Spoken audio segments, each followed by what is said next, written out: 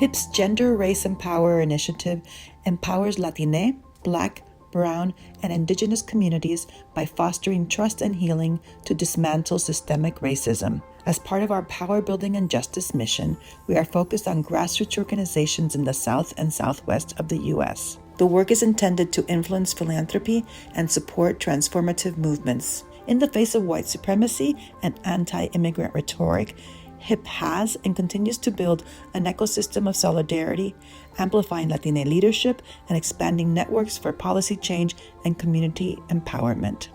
Today, 21 organizations are involved, advancing civic engagement, immigration advocacy, climate justice, civil rights, and much more. Your support has been and continues to be integral to driving impactful change in our communities. We can't do this work without connecting at a human level with ourselves and with those who we are here to build power with. One thing I've learned with power building and justice has really been just the sacredness of us being able to have a space together as leaders, of us being able to unpack some of what is happening internally in our movements, and really get at, okay, how do we strengthen our operations, our training, our management to be able to really fortify who is doing the work so that externally we can do the power building and we can win campaigns. It has been a resource, it's been a respite, it has been a rejuvenation. It has been, I think, what true collaboration could and should be. It's important that we, as we do the work, we sometimes reflect on our own trauma as people with lived experience. Community organizers do not do this work because of the money. They do it because it's personal. It's our gente, it's our people, it's our issues, it's our parents, our tias, our neighbors' issues. It becomes a part of you and can take over, And so you have to prioritize healing and rest. Well, PVJ has been with me in my whole evolution of motherhood. What is about childcare and how you are a mama movement at the same time, how you deal with life. So PVJ provide me that space, a safe space to really discover who I am as a mother. Honestly, one always feels like we're in a constant battle for our rights, for our livelihoods.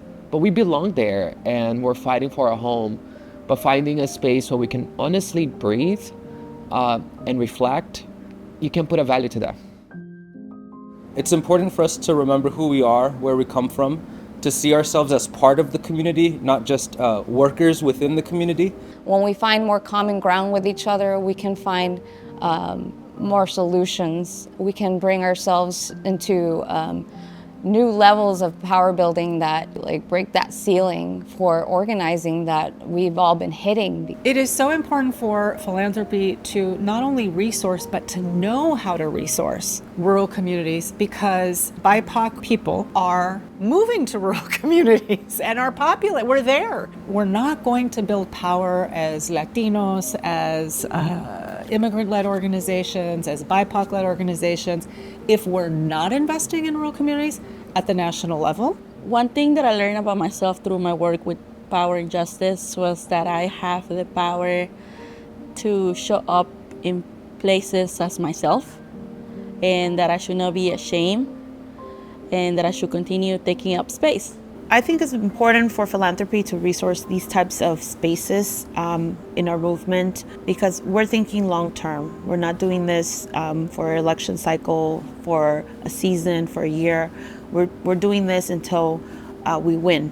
When philanthropy listens, change gets done. And I think Hispanics in Philanthropy really hit the nail on the head. And also the leader that we have was also listening to us. My hope for the future of the Power Building Justice Group is that it continues, that it gives others the opportunity that it has given me. I wish the team that I work with was here to experience this, because it's so uplifting, it's so empowering. And so I want them to experience and feel that for themselves.